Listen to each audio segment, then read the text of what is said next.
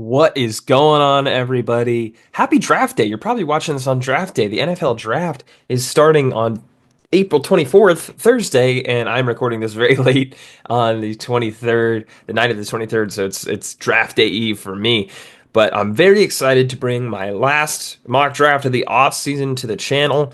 Um, this one is a fully predictive mock draft, what I think is likely to happen for each and every of the 32 teams in the first round, although we might have some trades. Obviously, no trades have occurred so far in the first round, which I think is interesting. But nonetheless, I also don't think this is an indicator for the a potential lack of activity on night one, and we'll get into that right away with the Tennessee Titans' first pick. They're trading out. No, I'm just kidding. It seems like they're going to take Cam Ward, and the Lord knows they need a franchise quarterback. Cam Ward, I think, most experts think that his ceiling is potentially not as high as a guy like Caleb Williams, the first overall pick from last year, or maybe a guy like Trevor Lawrence was, or several first overall picks in recent memory. But nonetheless, the Tennessee Titans have a massive hole on the depth chart at quarterback. I think Cam Ward can be a very good quarterback, can be very exciting, and I think he's a fun developmental piece that fills a big need for them. I think it's a slam dunk, easy first pick. Next up for the Cleveland Browns. This is one, in my opinion, there's very few players who are kind of blue chip top end talents. Travis Hunter's one of them. Whether they're playing him at corner or wide receiver or both, I don't think he's going to play both 100%, but I think he has a good chance to play a lot of one and some of the other. Cleveland views him more on the offensive side, even though I think they really have a need at corner.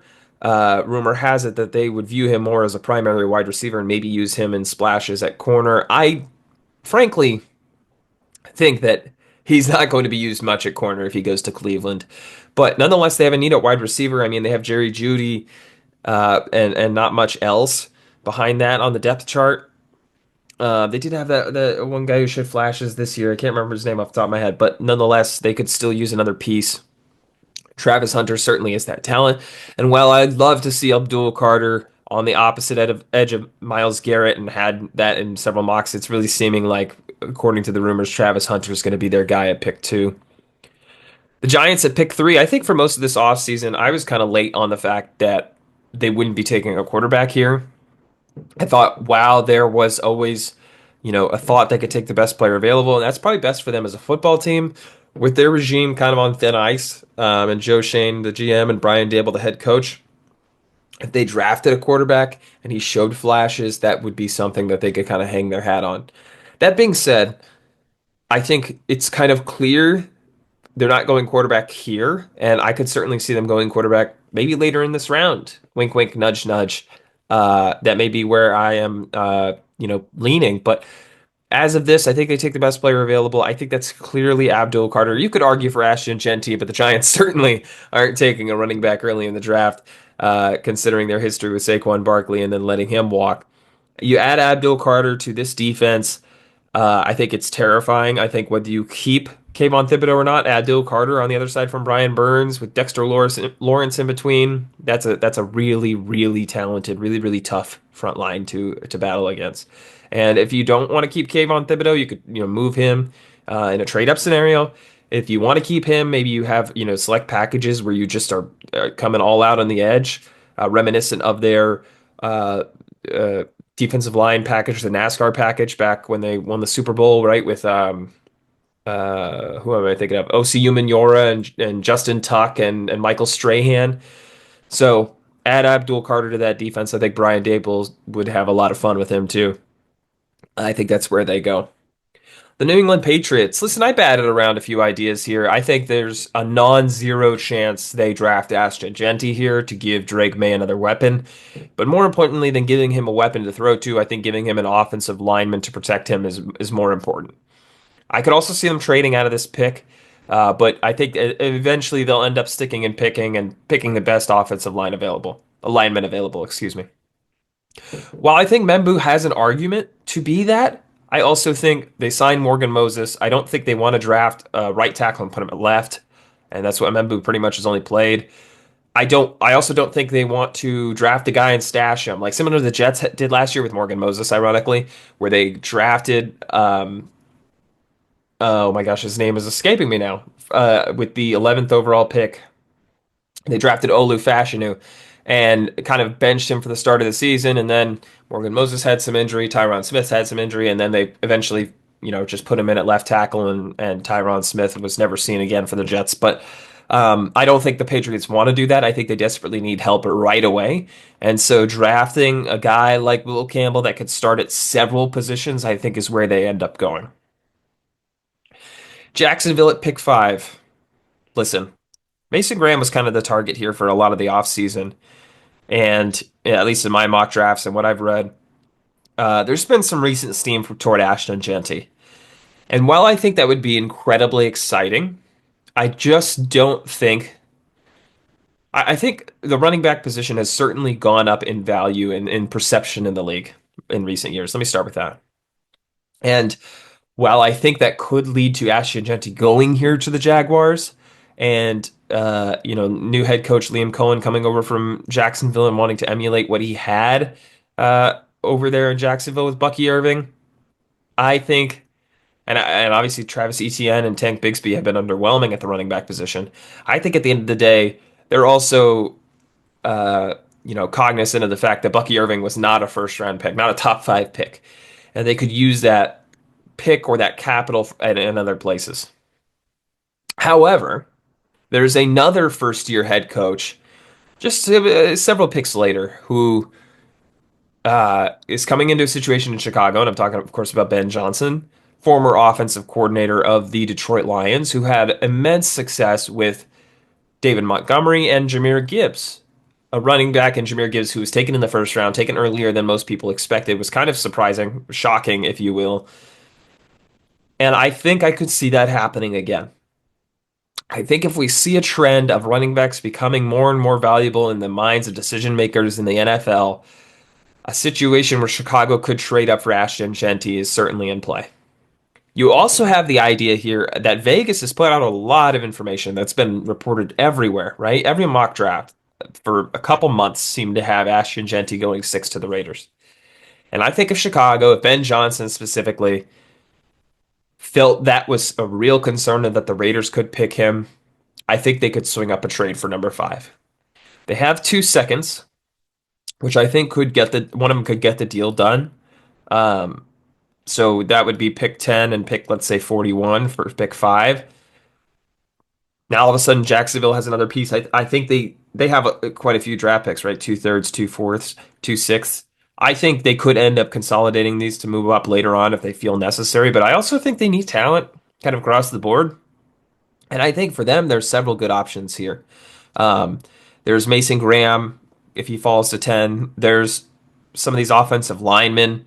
Um, I think they could really honestly go defensive back as well. There's several options for them here. But with Chicago, I think they draft Ashton Genty. He adds another piece to that offense. And I think taking some of the pressure off of Caleb Williams, you already helped to solve the offensive line. And I don't think tackle is necessarily a bad idea if they stick and pick a 10. But you already helped to solve that offensive line issue that you had last season with trades and free agency. You have weapons, right? You have DJ Moore, you have Roma Dunze, you have Cole Kmet at the tight end position. I think you go out and you get a running back because DeAndre Swift, while decent, was not good enough last year. And Ashton Genty is the guy you build the offense around. It takes a lot of pressure off your young quarterback. Vegas at pick 6, probably wishes that Ashton Genty made it to them. But obviously, extending Geno Smith means they're probably not in the market for a quarterback, at least this early in the draft. I think they could end up going best offensive line available. While I could see a Tetairoa McMillan addition, kind of bolster up those receiving options, I think at the end of the day, they need to keep Geno Smith off his back. And I think we saw in Seattle how much he was limited by the offensive line's performance, how that really hurt the overall offense. Kelvin Banks is a guy that I see rising up industry rankings and a guy that I think could, honestly, I wouldn't be shocked if, especially if the Patriots trade out of that pick at 4, if Kelvin Banks ended up being the first offensive lineman off the board. But they get him at pick six here. I think the Raiders are decently happy with that. And just to clarify, I think there's a chance they take Ashton Genty, but I think they're not necessarily as high on him as they'd like to project. The Jets at pick seven probably like how this came out for them. I think they have a desperate hole at right tackle. And while I could understand mock drafts having Tyler Warren and having them get another weapon, which I think they could use, right? Garrett Wilson, past him, they really have Alan Lazard, right? Not a lot of great offensive options. The tight end position is essentially Jeremy Ruckert and no one else. But at the end of the day, the offensive line is more of a need. And I think with Aaron Glenn coming in, how the offensive line performed in Detroit, I think he's going to end up taking, I shouldn't say he, I think the Jets are going to end up taking an offensive lineman here. The biggest hole is at right tackle. Armand Membu would be a day one starter there. And all of a sudden, you have a lot of young offensive line pieces in Olu Fashanu, in Elijah Vera Tucker, in Armand Membu, in Joe Tippmann that you can build around for years to come. Next up, the Carolina Panthers. I have been boring with pretty much every mock draft having them take Jalen Walker, and that's not going to change here. I think they desperately need pass rush help. They could go a number of different ways, but that's just I would be a little surprised if it wasn't Jalen Walker with him on the board, unless there was someone who really fell down the rankings. Pick nine with the New Orleans Saints. Listen, is New Orleans going to draft the quarterback in this draft? Yes. The answer is yes. No doubt about it. Are they going to draft in at pick nine? That's the question. I would not be shocked whatsoever. I think that's completely reasonable for anyone to think that they would take Shedeur Sanders here. And frankly, it's probably the best decision because they with Derek Carr out, I don't think the fan base can take another year of Spencer Rattler. However, I don't think that's what's going to happen here. I think the Saints need help at other positions. I think they believe I think a lot of teams believe this draft has one true quarterback prospect that they love, which is Cam Ward, of course, going to the Titans.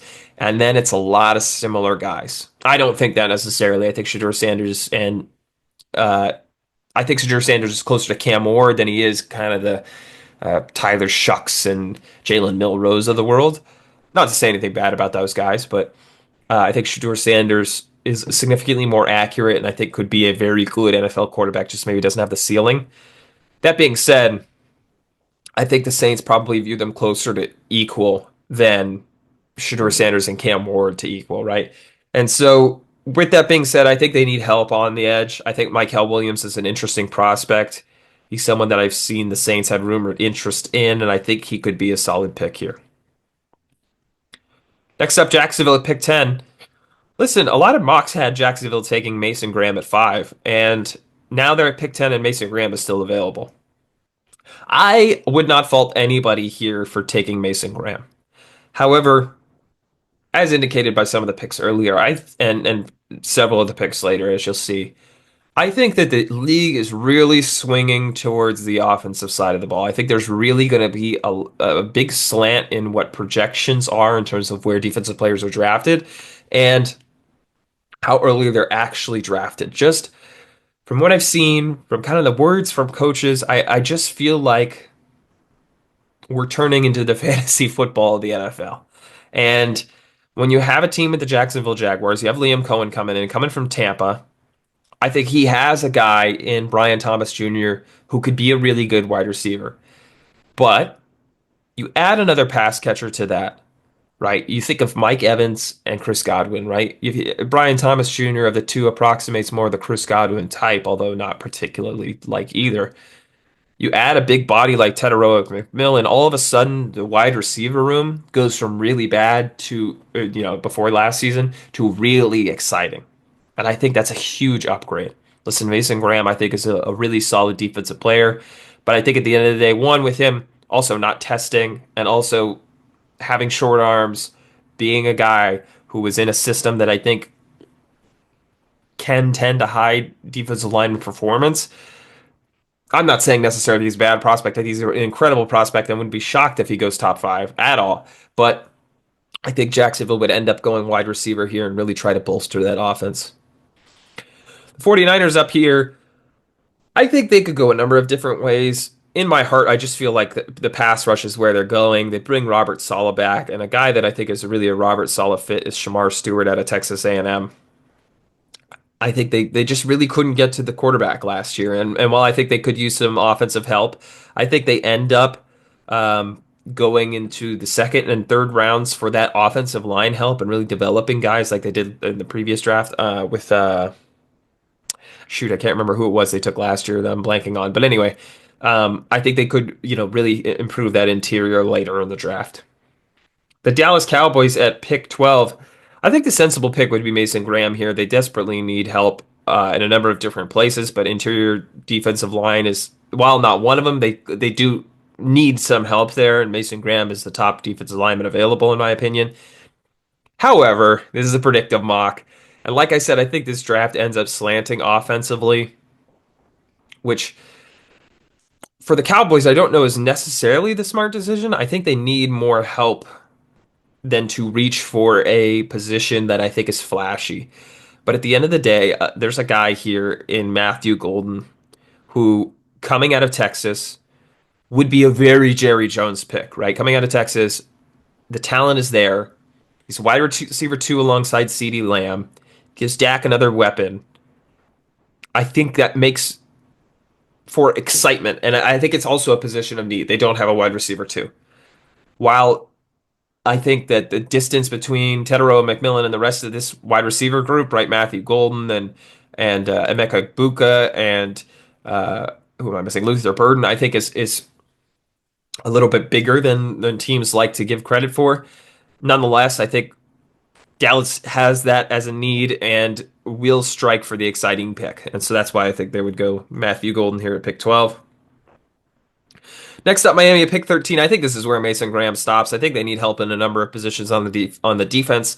While interior defensive lineman is not like as desperate as a corner is necessarily, I could see them going Jahdae Barron here. I think Mason Graham, just being the talent that he is, I think doesn't slip past 13. Indianapolis Colts at pick 14. Are happy the Jets went Armand Membu because Tyler Warren's still here, still available. Their tight end room is a disaster, similar to the Jets. But I think they need to give another weapon to Anthony Richardson to really find out if he's your franchise guy. Or frankly, it kind of seems they've already given up on him to at least make it through the season with Daniel Jones or whoever else at quarterback. I think Tyler Warren could play a number of roles on an offense. He's not Brock Bowers, but he could play kind of a Brock Bowers role on their offense. They've already got some talent at the wide receiver position. I think you just add another weapon to that offense. Atlanta Falcons at pick 15.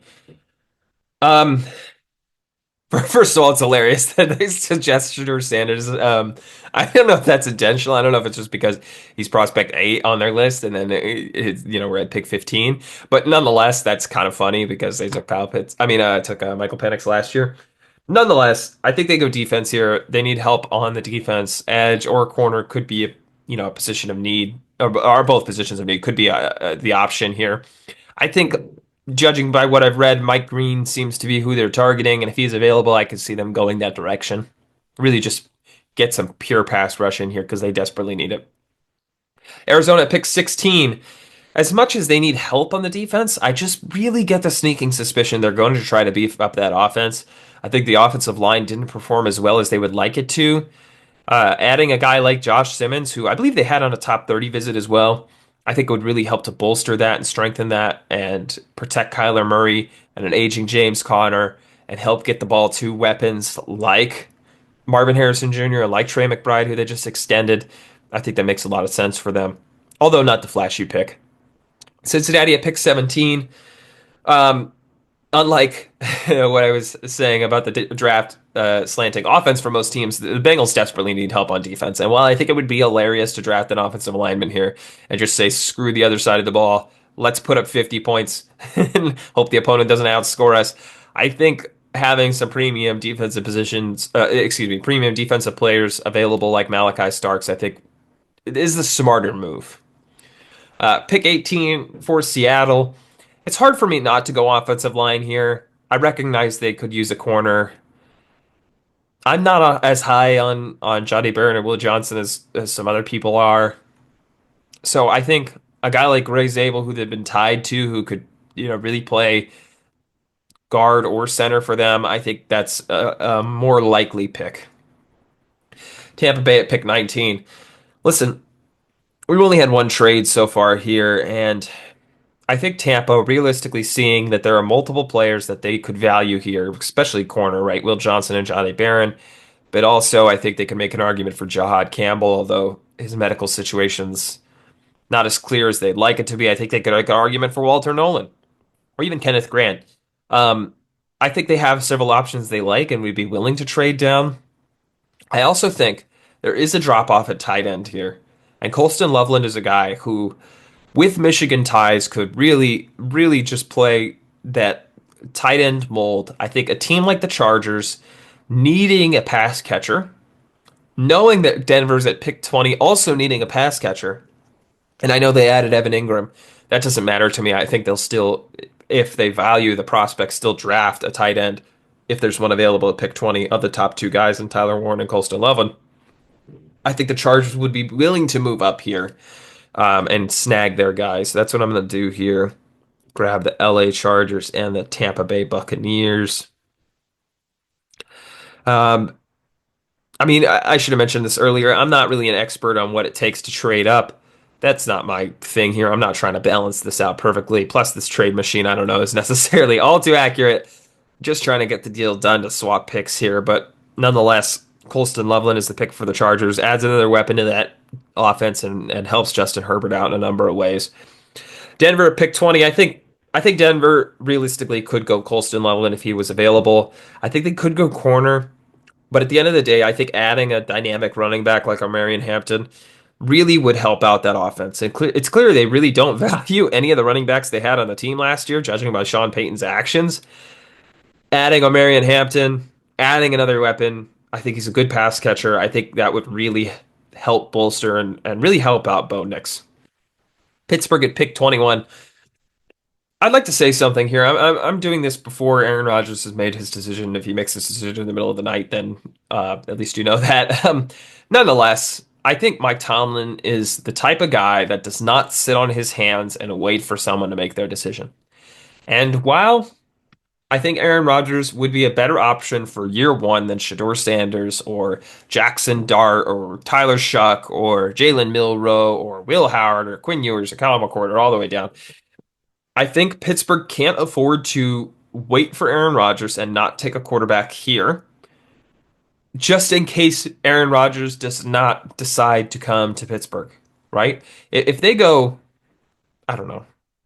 If they, let me see, if they went Will Johnson here, let's say, which I don't think is necessarily a bad pick, um, and Aaron Rodgers says, I'm going to retire, or he ends up going to Minnesota to start the season, or before JJ McCarthy eventually takes over, or maybe he doesn't, who knows? Or he goes to whatever other team. That's not really the point. But point is, if Pittsburgh is left holding, what is the phrase? Holding the basket. That's not the phrase. You know what I'm talking about. If they're left holding the baby, I don't know what the phrase is. But nonetheless, if they're sitting there with no quarterback drafted in round one, and maybe they get a guy like Quinn Ewers later in the draft, and now they're all of a sudden they're left with crap, essentially Mason Rudolph and Quinn Ewers. I mean, respect to those guys, right? They're significantly better quarterbacks than I am, but nonetheless, not good enough to get the Pittsburgh Steelers into the playoffs, which is what they're looking to continuously do. That being said, I think Shador Sanders is the pick here. He's the best quarterback available, and he's a guy that you could bench for a year or two, and he could learn under Aaron Rodgers. Incredibly accurate, right? Which Aaron Rodgers is. Doesn't have the arm Aaron Rodgers does, and doesn't have the ceiling obviously Aaron Rodgers does. He's one of the top five or so greatest quarterbacks of all time. I think Shador Sanders' ceiling is probably closer to top 5 or 6 in the league, maybe at any given season. But that's good enough to win, especially with a team like the Steelers, who consistently wins no matter who their quarterback is. Russell Wilson, Justin Fields, Kenny Pickett. It doesn't matter. Who cares? They're going to make the playoffs. They're going to be above 500. So Shador Sanders could certainly be that guy. Tampa Bay at pick 22. They traded back here, obviously. The guys that went in front of them, right, they traded, the Chargers took Colston Loveland, and then Marion Hampton and Shador Sanders, I think, were obviously not targets for them. So I think this is a big win for them. I think they end up going, because this guy slipped, and I think his talent is certain. I think the league certainly values him higher than pick 21. I think Jahdae Barron will end up being the choice here. Green Bay at pick 23.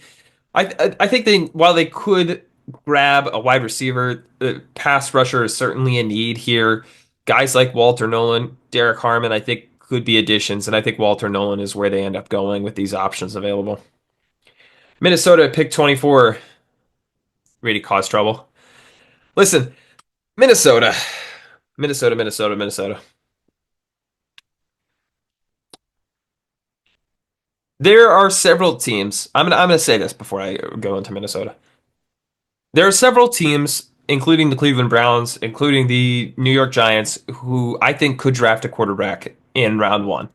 But unfortunately, specifically those two teams have picks that are too high up in this draft to be able to justify not taking the best player available. And so, given the fact that both of these teams sit just outside of the first round, right? Pick 33 and pick 34, I believe, respectively. I think having the option to trade into the back end of the first round, pick up the fifth year option essentially, right? So you're getting another year of control on your young quarterback, I think is a reasonable option. And so I'm going to have the New York Giants trading up here. And I think Minnesota, I should say, I think Minnesota could be certainly a place to do so because you'll see they don't have a second, they don't have a fourth. Obviously, they'd get a second from this, and they'd be giving up their first. So that's not necessarily a net gain. Maybe they get 99, which is not a fourth, but it's better than that. Maybe they also get a seventh. I don't know. Maybe they get a fifth too. I'm just throwing in these to make this work, but I don't think it's going to be this much. I think maybe it could be that 99, and it could be a seventh. But they really don't have picks, right? They got a third, a fifth, and a sixth. Not a lot of draft capital. It's not going to let me make the trade. That's disappointing. Let's try to switch the teams and see if that works. But nonetheless, I think Minnesota needs draft capital. And while they don't have a lot of needs, it's teams like that that I think really accumulate talent by having all these extra picks. And it's not going to let me make the trade. I'm just going to add stuff until it does. No, it won't let me. Okay. The simulator's great. It's free. But at the end of the day, what if we trade a second next year? Oh, that's too much. That's too much. I'm sorry. I'm sorry. Okay, it's not going to let me. Nonetheless, you can imagine this is the New York Giants logo here, the big NY, and I think they get their quarterback. And there's been a lot of rumors about them being in on Jalen Milroe and Shedeur Sanders. I think um, they did something similar not too long ago. There was a lot of rumors that they were in on certain guys. And whether that was the defensive backs, it was Sauce Gardner and Derek Stingley and several other guys. Then they ended up going Kayvon Thibodeau, right? And of course, Sauce and Stingley were not available. There's several other guys they were rumored to be into, and Kayvon Thibodeau was not on that plane. And they went Thibodeau. And why did they go Thibodeau? Because they always wanted to go Thibodeau, and they put the the idea out there to kind of distract, kind of dissuade other teams from taking Thibodeau because they thought he wouldn't be drafted, right? I think they have been doing the same thing here, and that Jackson Dart is the player for the New York Giants. I think, like I said earlier, I think this regime really needs to take a quarterback and have him show flashes. I think Jackson Dart feels like a be careful when I say this, a New York Giants type of guy. And maybe Jalen Milroe doesn't. Um, and that's nothing on me. That's on the New York Giants and their history. We'll put it that way for those that are reading between the lines. Um, but I think Jackson Dart has a lot of teams, really enthralled in the potential there. I'm not super high on him necessarily, but for the New York Giants, getting that fifth year option as an option, I think is worth the trade up here. So I think that's where they end up going. Houston to pick 25. While they have need on the offensive line, I think there's not a lot of great offensive linemen available. I mean, Tyler Booker is a decent prospect. Josh Connerly's not bad as well. I think you could make an argument you'd get some of these guys in the back half of the first round. They could really play well. I mean, Donovan Jackson, I think, is going to go relatively early in the second round. And even I'm going to butcher this guy's name, Jonas Savania. I think he could be a decent pick in the second half of the second round and be as much help as some of the top guys available. However, they also need help at the wide receiver position. You lost Stephon Diggs to New England. Tank Dell, of course, is going to miss most of, if not all, the season with his injury from last season. You have good wide receiver options still available in Luther Burden and Emeka Egbuka. I think having Egbuka on the slot would really be an interesting player, another weapon for CJ Stroud. I think he's an interesting pair with Nico Collins, and then when Tank Dell comes back, I think they could, kind of complement each other pretty well. The LA Rams at pick 26. Listen, I just discussed the Giants trading up, and we'll see if this will let me. I doubt it will because this simulator is interesting. Um, I think the Rams not having a second round pick is not necessarily a huge thing, but nonetheless, I think they're the type of team that likes their third, fourth round picks and drafting those talents that sneak out of the first and second rounds, right? The Rams trading back here, just what, 7 spots, and the Browns trading up, and like I said, with the Giants being able to draft that quarterback, get that fifth year option. It's not going to let me. We're going to pretend this is the Cleveland Browns logo here.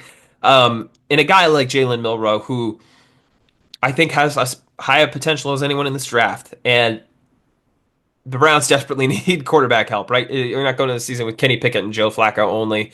Adding a guy like Jalen Milroe, who has the talent, you're essentially getting rid of Deshaun Watson at this point, and hoping Jalen Milroe is the future for your offense. Baltimore at pick 27, perhaps less exciting, but I think the top prospect available here, Will Johnson, is going to now fall off the board. Um, I think they're not going to let that talent slip any longer. Great addition to that defense. Feels like a Baltimore kind of pick, right? Detroit at pick 28. I could see them going Derek Harmon. I could see them going Kenneth Grant. But I feel like James Pierce Jr. here is more of a Detroit guy. Him rushing off the edge along with Aiden Hutchinson would be a lot of fun. Really exciting for that defense. Washington at pick 29. Similar vibes. I think there's it's not unreasonable for them to go like a guy like Derek Harmon. Um, or I mean, even a guy like Jihad Campbell to learn under Bobby Wagner. But Donovan Ezraku here, I think, is more likely of the pick. Just feels like more of a Washington guy, a pure pass rusher. I think would be exciting. Buffalo at pick 30. I think this is where the Jihad Campbell slide stops. I think he's probably a top 15 talent, but his injury concern, I think, has him slipping a little bit. I think Buffalo would take advantage of that and just rely on the talent. Hope he comes back mid-season, and I think they'd be fine if he came back mid-season, and tore it up. He's supposed to be back for training camp, according to reports. I'll believe it when I see it. I have a feeling he'll miss at least the first few games of the season, but nonetheless, I think it's hard for Buffalo to pass up on that talent, and they need pass rush for sure after losing Von Miller. Kansas City at pick 31. Um, I think Derek Harmon is an exciting player, while Kenneth Grant is also someone I could see them going to. I just think Derek Harmon feels more like a Chiefs kind of guy, kind of that really interior, stereotypical defensive lineman. I think that run stopper that could really help that running defense that I think struggled a little bit at times at the beginning of the season last season. Philadelphia pick 32. While I could see Kenneth Grant, uh, I think they continue to bolster their defensive backfield. You got Quinyon Mitchell, you got Cooper DeJean last year. I think those picks worked out so well. They'll probably go back to the well. Grab a guy like Eman Wari out of South Carolina, who I could see going earlier, especially if Minnesota keeps their pick, right? I think Eman Wari could be a target of theirs. I think he's an exciting prospect, and I think they would be very happy grabbing him at 32. So that is the end of this first round mock. 4 trades overall, despite none of them happening at this point when I'm recording this. But oh my gosh, these ads drive me nuts. We had there's 6 ads on the screen right now. What? We had Cam Ward obviously going first overall. The first big trade having Ashton Genty being drafted 5th overall by the Chicago Bears. I think a big move. The Jacksonville Jaguars drafting Tedoroa McMillan 10th overall. Mason Graham slipping all the way to 13. The Dallas Cowboys drafting Matthew Golden just a pick before that. Tyler Warren going to Indy. Pass rushers galore. Offensive linemen galore. The San Diego Chargers, nope. The LA Chargers trading up to pick 19 to draft their offensive weapon. Saints getting their quarterback of the future. The Giants trading up and getting their quarterback of the future. The Browns trading up and getting their quarterback of the future. Texans getting a Steph Diggs replacement. Will Johnson making it all the way to pick 27. I mean, these are some real falls that really help these teams in the AFC. Will Johnson, pick 27. Jahad Campbell at pick 30. I mean, beautiful for those. And, a few defensive players to kind of wrap up the first round. Let me know what you think. I think this is I feel good about where this was. I don't know that necessarily much of it is going to be correct. There's always, always, always surprises, right? Like Michael Penix Jr. last year, who I thought was going to be a Raider for sure, and it ended up going to the to the Atlanta Falcons, and I guess that being a good pick because Kirk Cousins was awful. But let me know what you think in the comments below. Subscribe if you haven't already. Follow us on socials. I'll try to provide some reactions post draft on the channel, maybe on the YouTube, maybe on the socials. So follow on Instagram, on Twitter, whatever the case is. I appreciate the support. Appreciate you watching. Appreciate you clicking the like button too. Go do that right now before we end the video. Go, go. And subscribe. Did you subscribe the first time? Subscribe now. I appreciate the support. Peace out.